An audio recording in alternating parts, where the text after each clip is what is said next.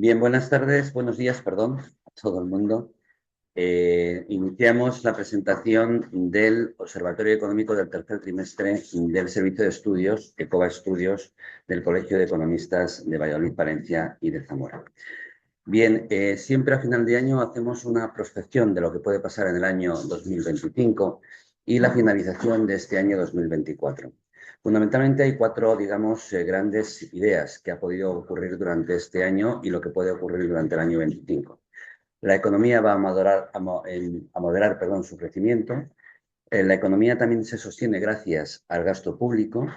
Existe una estabilidad empresarial y del empleo y existe una competitividad y productividad bajo mínimos. Bajo estas cuatro perspectivas, los datos se han obtenido de Castilla y León con relación al tercer trimestre del 24, la evolución que ha ido teniendo, es que la población experimenta una ligera recuperación durante el último año, el 0,2%. Por tanto, digamos que existe un incremento poblacional. Esto es debido gracias al incremento de la población extranjera, que se ha incrementado un 8%, frente a la minoración de los habitantes con nacionalidad española, que se ha reducido un 0,4%. Sostenemos la población gracias a la inmigración. La mejora de la población regional ha sido la tercera más baja de España. La población activa avanza un 2% en paralelo a una mejoría de la población ocupada, que se ha incrementado el 2,3%, y un retroceso del número de parados en el 0,9%. La tasa de paro cae 0,3 puntos, de tal forma que la tasa de paro de la región es del 9,3%, es la novena más baja de España. El paro registrado en septiembre del 2024 ha sido del 5,2%, inferior al 2023, evolución acompañada de un incremento del más 2,4% del número de contratos registrados. El número total de afiliados a la Seguridad Social ha crecido un 1,1% en relación con el año anterior y esta mejoría es inferior a la media nacional, que es del 1,6%.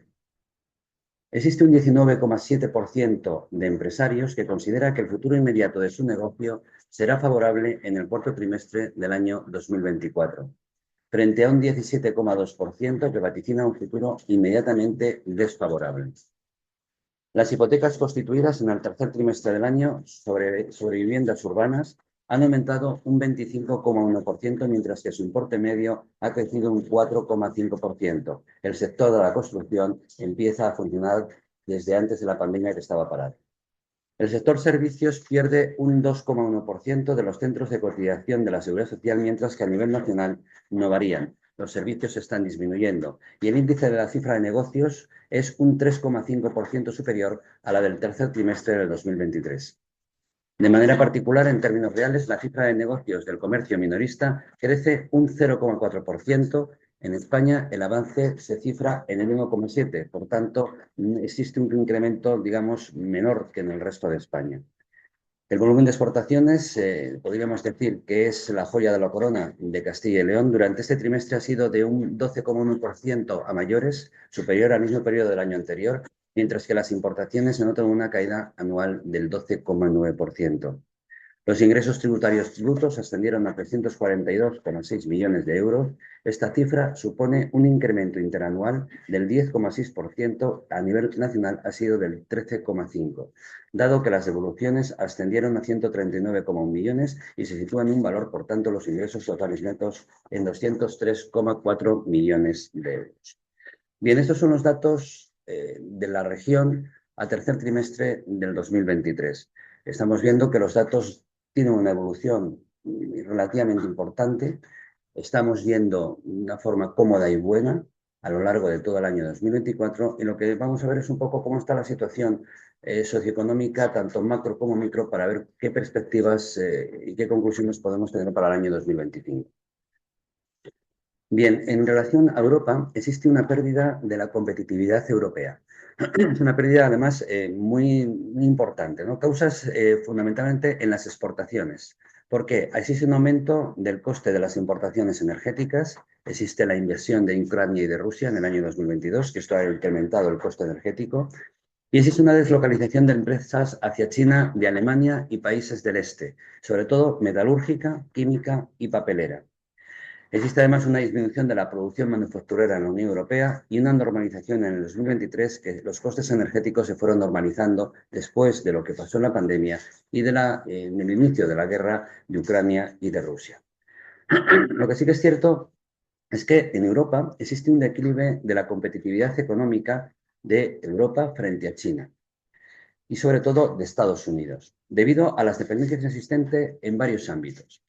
Europa depende en el sector energético prácticamente en el 62,5% del exterior. Depende en el ámbito digital, con pocos proveedores comunitarios, un incremento de la demanda. Depende en el ámbito sanitario, debido a que el 80% de las importaciones de activos para antibióticos vienen de China. Y depende en el ámbito militar porque se importan de Estados Unidos el 62% de gastos de defensa. Por tanto, nos encontramos con una Unión Europea muy dependiente del exterior. Por tanto, no existe una independencia manufacturera y de fabricación dentro de lo que es la propia Europa. Por tanto, los problemas de Europa fundamentalmente se centran en lo siguiente. Recursos de la Unión Europea muy limitados. Existe una elevada deuda que está posicionando de una forma contundente a Europa con respecto al resto del mundo. La población tiene una tendencia al envejecimiento y hay una amenaza de aranceles próximos al 18% a los productos comunitarios. Además, nos vamos a encontrar con la amenaza de aranceles de Estados Unidos a China que podrían llegar hasta el 60% dependiendo de la era Trump, lo que determine. Esto ralentiza la economía de China y existe una posibilidad de que las exportaciones que no vayan a Estados Unidos vengan a Europa, desestabilizando el mercado de la Unión Europea. Y además existe en Europa un exceso de burocracia. Es muy lenta a la hora de tomar decisiones y aplicar criterios para realizar todo lo que viene a partir de ahora y que se tiene que enfrentar. ¿Qué posibles soluciones podría tener Europa? Estamos hablando de Europa porque determina a España y a la comunidad, a Castilla y León como comunidad autónoma. Tenemos o debería de incrementar la producción nacional de bienes, servicios y materias primas, ¿no? En vez de comprarlas en el exterior, hay que crear industria. De alguna forma, volver a localizar la industria dentro de Europa. Dejar que se incremente la competencia interna en sectores estratégicos de la Unión Europea es fundamental. Tiene que haber restricciones a la exportación de determinados productos que desestabilizan los mercados europeos. Por tanto, también tiene que haber una serie de aranceles. Y tiene que mejorar la eficiencia de los recursos energéticos, agrícolas y sanitarios. Se tiene que dar todas estas situaciones para que de alguna forma el año 25 y el año 26 tengan, digamos, un colchón apropiado para poder funcionar y poder determinar un año de crecimiento económico. Si nos fijamos ahora en España, la economía de España, tal como han venido los datos y se han dicho en muchos sitios, es una economía resiliente. En el año 24 ha estado en crecimiento, debido fundamentalmente a varias variables. El mercado laboral, resistente a la realidad socioeconómica, seguimos teniendo contratación en el mercado laboral y sigue una estabilidad dentro de lo que son los puestos de trabajo. A la existencia de un sostenimiento más que incremento de la demanda interna. La demanda interna no se ha disminuido, pero sigue siendo el motor de la economía, que es el consumo de los ciudadanos. Existe un incremento, aunque moderado, del consumo privado de los ciudadanos, que es el verdadero motor de la economía, tal como estaba diciendo. Existe la aplicación de los fondos Next Generation, que está reactivando la economía también, y por tanto es un motor generador de ese crecimiento, y existe una paulatina bajada de los tipos de interés que también ayuda al consumo. Todo esto son variables positivas que de alguna forma están asentando el crecimiento de la economía española y, por tanto, de Castilla y León. Si hablamos del mercado de trabajo, el mercado laboral, sin embargo, sigue perdiendo dinamismo, tanto en España como en la región. España es el país con menor capacidad de creación de empleo y con grandes dificultades a la hora de contratar, que hace que las ofertas se incrementen. Grandes dificultades para contratar existen, que hace que los salarios aumenten para poder encontrar mano de obra. Existe un desajuste entre la capacidad y la disponibilidad de los empleados, así como lo de los trabajadores que necesitan las empresas. No se acuerdan, no están las directrices o las habilidades que tienen los empleados no son acordes con lo que demandan las empresas. Además, parte de la mano de obra disponible emigra a otras comunidades autónomas y a otros países del resto de Europa, provocando un desajuste que desvaloriza la inversión hecha en la formación por parte de Castilla y León en sus universidades y en su formación profesional, siendo unas universidades de alto standing y, por tanto, la inversión que se realiza es importante. No se crea empleo, sino que se va repartiendo de alguna forma. y existe una destrucción de autónomos incontenible debido al incremento de costes laborales y también a las jubilaciones que está habiendo y a la falta de reposición de personas para poder crear o mantener los puestos de trabajo o las empresas de estos autónomos que se están destruyendo. Además, existe una problemática de una fiscalidad muy elevada que, junto con la reducción de la jornada laboral, provocará inicialmente, hasta que se ajuste el impacto, una disminución del emprendimiento, de la inversión y de la creación de puestos de trabajo, que si se dilata en el tiempo reducirá el crecimiento del Producto Interior Bruto. ¿Por qué decimos esto? Porque siempre que hay cambios, de alguna forma hay un periodo de tiempo en donde se tienen que ajustar todas las variables para poder determinar y que exista una confianza que lo que se está haciendo es lo más importante. Existe una problemática añadida, que es el aumento de las jubilaciones, que superen a la demanda de la mano de obra. Faltan personas preparadas para ocupar los puestos que en este momento se están demandando por las empresas. Faltan personas que cubran puestos de trabajo y faltan, por tanto, formación y habilidades de las personas que estamos en este momento. Bien, hablado del mercado de trabajo, hablamos de la inflación. Los precios suben, sí que es verdad que suben, pero menos que en los últimos años. ¿Por qué? Porque los combustibles son más baratos, principalmente el petróleo, y esto es lo que ha hecho que bajen los precios y también los alimentos se han estabilizado. Por tanto, todo lo que ha pasado después de la pandemia o la crisis de Ucrania y de Rusia, y ahora de Gaza, por supuesto, y de Israel, pues está conteniéndose. Las políticas monetarias restrictivas que ha habido por parte del Banco Central Europeo han conseguido doblegar la inflación a nivel global. Sin embargo, la inflación no está todavía controlada y hay que seguir tomando medidas para que no se descontrole. Estamos bajando, pero no se está bajando de una forma drástica. Estamos bajando de una forma muy tranquila. Es necesario tener precaución a la hora de bajar los tipos de interés. ¿Por qué? Muy sencillo. El jueves pasado, el día 12 de diciembre, se bajó otro 0,25% de los tipos de interés, dejándolo en el 3%. Pero podríamos plantearnos que es preferible mantener en el tiempo el tipo de interés actual o de bajar que sea como máximo otro 0,25 el año que viene. En el primer semestre, no mucho más, antes de tener que volver a subirlo precipitadamente. No sabemos cómo va a ser el impacto de la era Trump, sobre todo al principio, y por tanto tenemos que tener sumo cuidado en lo que estamos haciendo, porque el bajar incrementa el consumo, la actividad económica y la inversión, pero el volverlo a subir, aunque sea un 0,25, paraliza completamente por desconfianza todas esas inversiones y ese consumo. Si hablamos de deuda y de gasto público, la situación financiera de la Unión Europea es muy grave, no grave. Todavía se encuentra recuperando de los continuos sobresaltos económico-financieros y sanitarios de los últimos 15 años. Aún en la actualidad, la Unión Europea debe enfrentarse a varias amenazas: la guerra de Rusia-Ucrania, los aranceles de Estados Unidos y la pérdida de competitividad ante la invasión comercial de China, si da la casualidad de que las exportaciones que iban a parar a Estados Unidos se empiezan a reorientar a la Unión Europea. Los Estados miembros necesitan realizar fuertes correcciones presupuestarias para que la cordura presupuestaria, la podríamos llamar así, vuelva a la senda de la normalidad. Esta realidad podría desestabilizar aún más el ya débil crecimiento de la Unión Europea. Los dos objetivos que establece la Unión Europea son: el déficit público de cada país se encuentre por debajo del 3%, como todo el mundo sabe, y la deuda por debajo del 60% en el medio plazo, lo cual no se está cumpliendo de ninguna de las formas. Por lo que el punto de mira se encuentra en reducir los déficits presupuestarios excesivos, que por mucho que se comparen con el resto de las comunidades autónomas o bien con el resto de los países de la Unión Europea, son del todo excesivos. No existen o no hacen falta comparaciones. Tenemos que vernos a nosotros mismos. Y son excesivos provocados por las sucesivas crisis financieras acaecidas, por la pandemia, por supuesto, y en la actualidad por los diferentes conflictos bélicos existentes. ¿Qué riesgos conlleva esta deuda y este déficit? Los intereses empiezan a pesar en el gasto público. Empieza a haber intereses y ahora la deuda pública empieza a pagar gastos financieros. El problema de la deuda pública no es que suba poco o mucho, es que su renovación, el coste financiero de los intereses a pagar, cada vez es mayor, debido a que los tipos de interés están en la actualidad altos. Han estado mucho tiempo en el 0% y, por tanto, se van a impactar en los presupuestos de las comunidades autónomas, del Estado y de la Unión Europea. ¿Qué pasa? Que de alguna forma el país y la comunidad autónoma minorará la capacidad de mantener el estado del bienestar, porque se tienen que destinar esas cantidades a pagar intereses y no a sanidad, educación o a gastos sociales.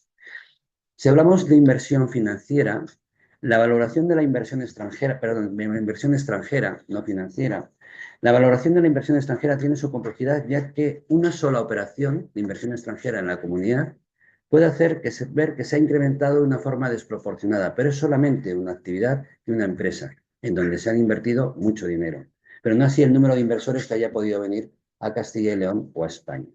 La realidad es que la inversión extranjera se encuentra en continua disminución, por no decir que es casi inexistente, debido a varias realidades. La inestabilidad política debido a la fragmentación parlamentaria, Estado y comunidades autónomas. La falta de presupuestos a nivel nacional, aunque sí en algunas comunidades. Hay que pensar que la inversión extranjera primero mira a España y luego mira a la comunidad autónoma, a dónde va a invertir, pero fundamentalmente mira cómo está la situación española. Existe un exceso de burocracia y marco regulatorio excesivamente rígido. Hay demasiada deuda pública que hace dudar a la hora de invertir a la inversión extranjera. Bien, estas son las realidades que se sustenta la macro-microeconomía con los datos que hemos dado de la situación socioeconómica de Castilla y León. ¿Qué conclusiones podemos tener con respecto a todo lo que hemos dicho? Pues miren, la economía se sostiene gracias al gasto público, que está endeudando al Estado y a las comunidades autónomas, cuestionando el sostenimiento del estado del bienestar.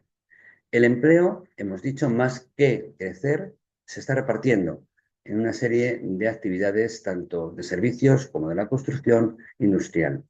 El poder adquisitivo de los ciudadanos se encuentra en disminución, con una alta probabilidad de que se impacte en el consumo, que es el motor de la economía. ¿Cuál es el problema realmente? Los ingresos del Estado vía impuestos se reducen. Ya no existe una inflación elevada, ¿de acuerdo? Y por tanto, el Gobierno de España y las comunidades autónomas no pueden invertir frenando el crecimiento económico. Existe una necesidad imperiosa de una reforma fiscal que genere ingresos para invertir y que cree actividad económica. Es la dualidad que tiene que compensarse, la de generar dinero, pagar impuestos y crear actividad económica. Bien, ¿qué previsiones podemos tener en el año 2025? Bueno, se sustenta todo, lo repetimos muchas veces, pero se sustenta en una alta incertidumbre, que seguramente según vayan avanzando los meses se vayan creando certidumbres a favor o en contra de la actividad económica de España y de la comunidad autónoma. ¿Qué aspectos positivos tenemos de la economía para el 25? Pues existe un incremento de la inversión debido a los efectos de los fondos Next Generation, que siguen haciendo que la inversión en empresas y el consumo sea activo. Existe una demanda interna al alza. El consumo está manteniéndose con una cierta tendencia al incremento, pero con una alta dosis de incertidumbre. Lo muy importante para el ciudadano es que su estabilidad del empleo siga estando y, por tanto, que tenga un futuro de empleabilidad. La tasa de ahorro de los hogares en proceso de normalización en función del aumento de los ingresos salariales. Existe una disminución, como todo el mundo sabe, de los tipos de interés, que ha reactivado de alguna forma el consumo y la inversión, pero tenemos que ser muy cautos por lo que pueda estar pasando a partir de ahora. Existe un auge en un sector que estaba parado desde antes de la pandemia, el sector de la construcción, para solventar la problemática muy grave de la vivienda, porque en este momento muchos españoles y muchos castellanos y leoneses se encuentran con verdaderos problemas para adquirir una vivienda tanto usada como nueva. Sí que es cierto que empieza a haber un incremento de la demanda y una falta de oferta de vivienda que se tiene que ir compensando. Existe una leve recuperación del sector industrial. ¿Por qué? Porque existe una recuperación y crecimiento de Europa creemos que habrá en el segundo semestre del año. Y por tanto existe, pero sí que es cierto que existe una cierta desigualdad de los Estados miembros de la Unión Europea, en donde Alemania es el motor de la economía y es la más problemática. Es la que debe de tirar de la economía de toda la Unión Europea.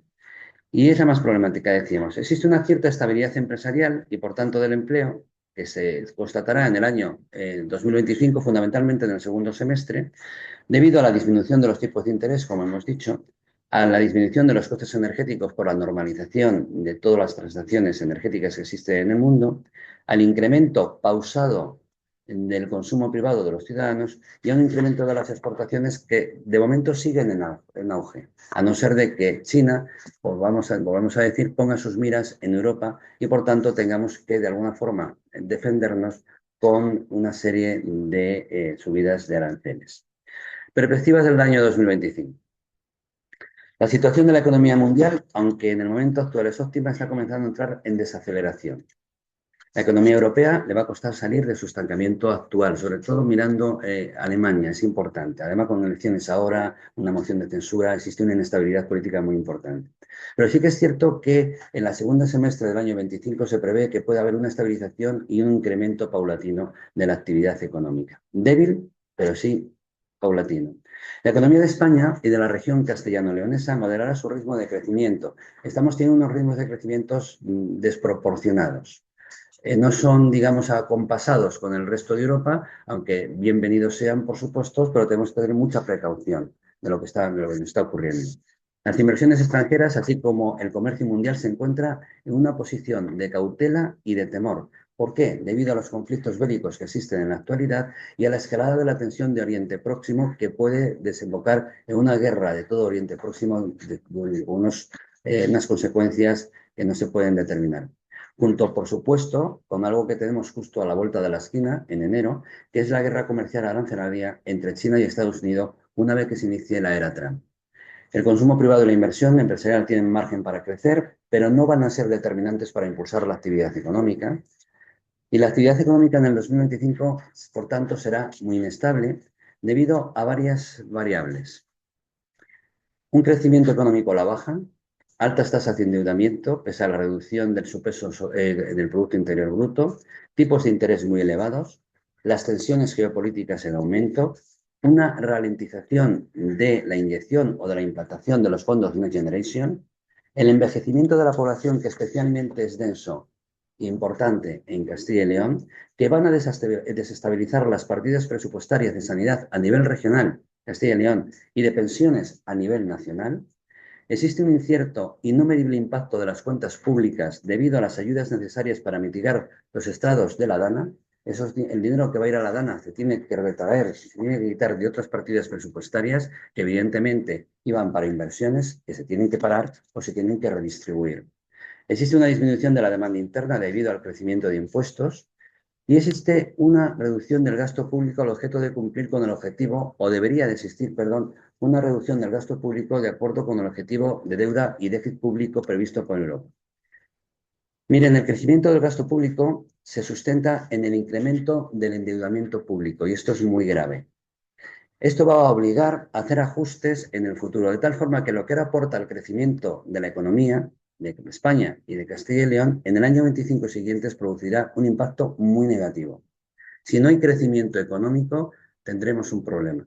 Y por tanto, es prioritario impulsar la actividad económica en todos los niveles, tanto a nivel mundial, por supuesto, europeo, como de España y de la comunidad castellano y leonesa. Existe una falta de criterio a la hora de priorizar el gasto público. Es del todo necesario eliminar gradualmente el gasto público coyuntural ocasionado por los efectos de la pandemia y por los conflictos bélicos existentes. Y es del todo necesario la eliminación sin fisuras de los gastos públicos que nacieron coyunturales y se han transformado por decisión política en estructurales. Existe una excesiva regulación en las comunidades autónomas que hace perder competitividad y productividad regional y nacional en unos momentos en donde hay cambios de reglas comerciales a nivel internacional y que pueden provocar una disminución de las exportaciones y de la actividad económica sin precedentes. Existe una necesidad de unificar criterios normativos entre todas las comunidades autónomas. La economía, y ya voy finalizando, se encuentra en calma con incertidumbre. La palabra incertidumbre no la podemos desechar. En el anterior observatorio sí que es cierto que no la hemos tocado, pero en estos momentos es hay que tenerla muy presente. Hay que tener puestas las miras en las decisiones en las que en política económica tenga la nueva era Trump y mirando de reojo las decisiones en materia económica que vaya a tomar la Unión Europea, entre las que se encuentran la imposición de aranceles a las exportaciones de Estados Unidos, así como el punto de mira que ponga China en Europa para posicionar los productos que no pueda vender en Estados Unidos debido al incremento de los aranceles y que puede estabilizar completamente la Unión Europea en sus exportaciones. Finalmente, decirles que viene un año en donde se necesita una contundente acción-reacción clave para fortalecer la Unión Europea ante un cambio de paradigma comercial internacional, logrando reducir sus debilidades y amenazas, potenciando, por supuesto, las fortalezas y oportunidades que existen en Europa. La lentitud de Europa para legislar y tomar decisiones debe desaparecer y no tiene pintas inicialmente de que esto vaya a ocurrir. Y hacer frente con celeridad a las realidades que socioeconómicamente sobrevienen en el horizonte. Bueno, pues estas son las conclusiones, apreciaciones y perspectivas para el año 2025 del Observatorio Económico del Servicio de Estudios del Colegio de Economistas de Valladolid, Palencia y Zamora. Estoy a su entera disposición a las preguntas que me quieran realizar. Desde Castilla y León, o sea, pese a este escenario macroeconómico mundial europeo, no sé si desde Castilla y León cabe hacer algo o no para avanzar en el mejor ritmo, en el mejor camino. Todas las economías, por eso he estado hablando de la macro y microeconomía, están unidas. Se entrelaza absolutamente todo. Evidentemente, los aranceles que va a poner Trump, o que posiblemente ponga Trump, porque a lo mejor después no pone tanto como esperamos, ¿de acuerdo? Lo que se está hablando, están afectando a las exportaciones de Castilla y León. Y por tanto, pocas cosas se pueden hacer si al final los productos de Castilla y León no se pueden vender en el exterior. Simplemente a lo mejor redistribuir, en vez de dirigirles a Estados Unidos, ir a otros sitios, Asia, por ejemplo, o ir a otras zonas en donde puedan ser colocados estos productos. Pero lo que sí que es cierto que abrir nuevos mercados supone tiempo, esfuerzos y tiene que haber una estabilidad que se hace en una serie de años, no se hace de la noche a la mañana. Lo que sí que es cierto es que si se para la actividad económica de alguna forma de Castilla y León, por tanto de España también, tiene que haber una reactivación por parte del Estado y de las comunidades autónomas por inversión. Los bonos de Generation son determinantes, ¿de acuerdo? Pero los fondos de Generation no solamente crean actividad económica, sino que dan estabilidad de la confianza por parte de las empresas y de los consumidores. Esa estabilidad lo que hace de alguna forma es que todas las cuestiones que vayan viniendo de desestabilizaciones o de incertidumbre del exterior, pues se puedan tomar con una cierta tranquilidad y cautela y se pueda hacer una acción-reacción en un momento determinado.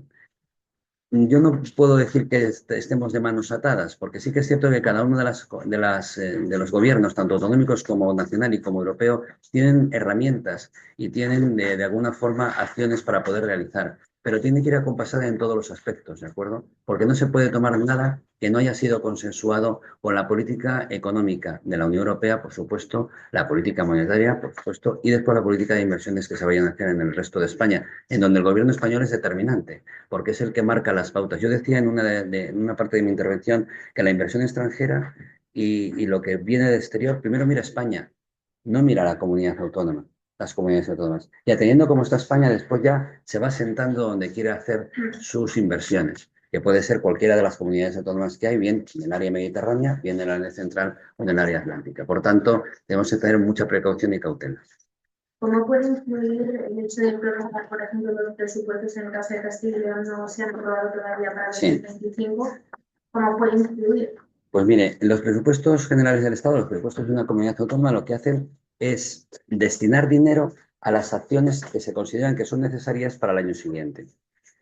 Si no ajusto los presupuestos para todos esos planes estratégicos que tengo que tener para el año siguiente, atendiendo a la realidad socioeconómica y social de lo que es, en este caso, los castellanos y leoneses y en los españoles, por supuesto, tengo que seguir con las partidas del año anterior. Por tanto, no tengo la maniobrabilidad suficiente para poder hacer las cosas convenientemente. Estoy haciendo cosas del pasado, con dinero del pasado, que no está afrontando el presente y el futuro. Y por tanto es un problema muy grande porque tienes las manos atadas en muchas de las cuestiones que se tienen que hacer y no afrontas las necesidades con toda la contundencia que se tienen que realizar con los nuevos presupuestos.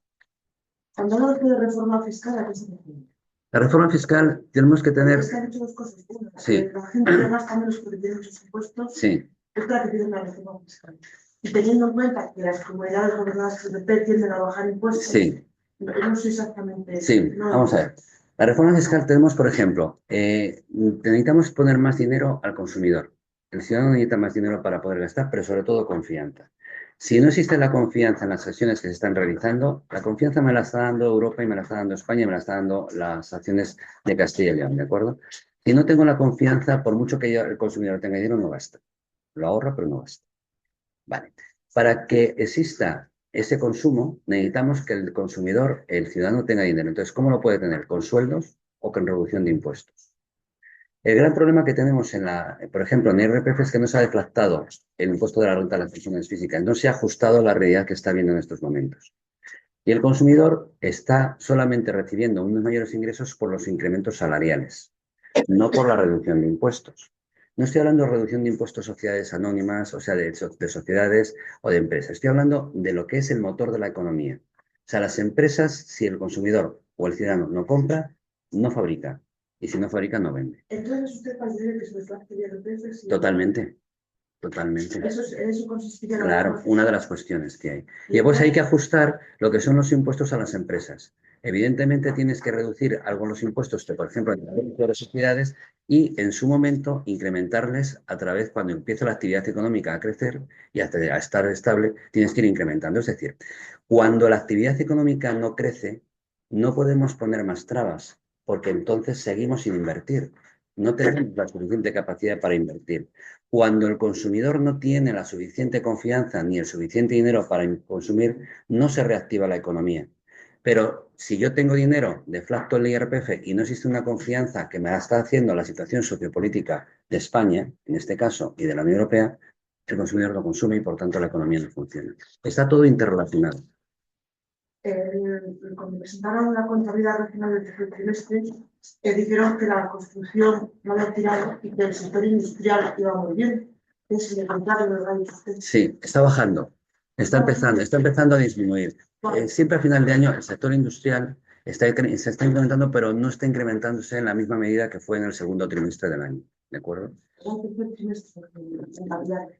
No, del tercer trimestre. La regional que presentaron la auditoría era del tercer trimestre. Estaban hablando del Sí, estaban hablando de la construcción, había quedado poco, de que la economía iba muy bien, gracias a la agricultura, esto que mucho, y al sector industrial. Sí, vamos a ver. El sector industrial está creciendo, ha ido creciendo hasta el tercer trimestre. Y lo que yo le estoy diciendo son las perspectivas que va a haber a final de año y para el año 2025, atendiendo a las incertidumbres que hay. No podemos mezclar las dos cosas. Yo les he dado unos datos iniciales de cómo estaba el tercer trimestre del año, en donde está viendo que la actividad industrial está creciendo el consumo y que están creciendo las exportaciones. Sin embargo, la situación macro y microeconómica que está habiendo para el año 2025 hace una previsión de que ese crecimiento se mantenga e incluso pueda reducirse. Porque ante la incertidumbre de una falta de exportaciones de los productos de Castilla y León o de España por los aranceles que nos puedan poner y la redistribución del comercio internacional que va a haber en un momento determinado que no sabemos cómo va a ser y hasta qué punto y qué grado va a ser de profundidad, evidentemente la inversión se para. La actividad se para y se va a parar. Yo no digo que vaya a disminuir, pero que se va a parar con relación a lo que está viendo en este año, sí. Este año es especialmente inusual. ¿Por qué? Porque el crecimiento de la economía española y de Castilla y León está a unos niveles estratosféricos, si se me permite la expresión. Pero claro, un crecimiento a estos niveles cuando el resto de Europa no son estos niveles, pues hace que pensar. Hace que pensar y tenemos que tener mucha cautela en lo que estamos haciendo. Vamos bien, pero evidentemente el año 25, con toda la incertidumbre que está habiendo y con todas las cuestiones de desconfianza que puede haber, pues pueden ajustar todos estos niveles de una forma importante. ¿De acuerdo? ¿Alguna pregunta más? Bueno, pues muchísimas gracias. Pues menos feliz Navidad. Que tengan una feliz Navidad, que sean muy felices, es lo más importante. Y decir también que mañana el Observatorio Económico se presentará en la provincia de Zamora con relación a los datos de Zamora y que pasado mañana, el jueves, se presentará también en la provincia de Palencia. Muchísimas gracias por su asistencia y que sean felices.